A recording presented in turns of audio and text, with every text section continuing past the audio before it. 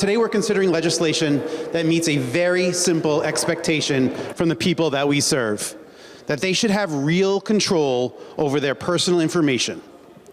In a world where personal data is constantly collected, bought, sold, and used in ways that they cannot even imagine, Connecticut residents deserve a right to control how we proceed.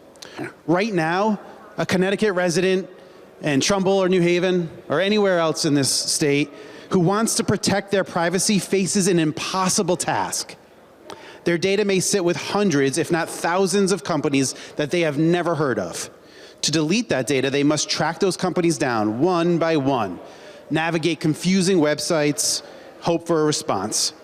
For most people, their personal data privacy is not a meaningful right. It is an illusion of one. This bill begins to change that.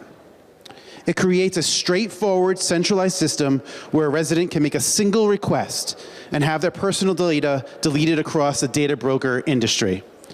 One request, one place, real results.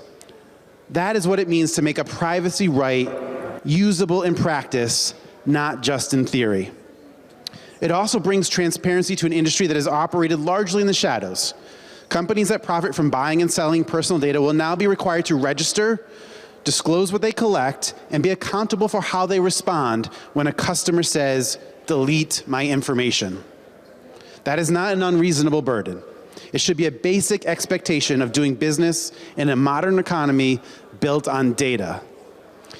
The bill also begins to address a growing concern for customers, that the use of personal data may be used to quietly manipulate prices. People should not be charged more simply because an algorithm has determined they are willing or able to do so. This legislation draws a clear line. Pricing should be fair and transparent, not hidden or individualized in ways that consumers cannot detect.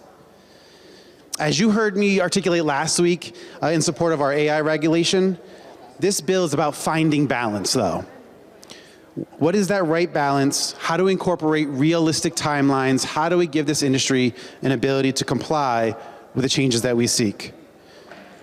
SB4 is carefully constructed in that regard. It includes exemptions for federally regulated sectors like financial institutions and healthcare. It allows legitimate uses of data for fraud prevention, research, the fulfillment of contracts, all while targeting the practices that raise the greatest privacy concerns. And it gives our Department of Consumer Protection the authority and tools to implement this system responsibly. Mr. Speaker, I am so glad that this bill has received broad support in each of the committees it's gone through. I'm glad to have worked closely with Senator Maroney, who's seen again as a leader in this space nationally. This is SB4 for a good reason. It's time we protect Connecticut consumers and make sure that their personal data history is really, truly theirs to control. And with that, Mr. Speaker, I urge passage. Thank you, Representative. Will you, Mark Furter?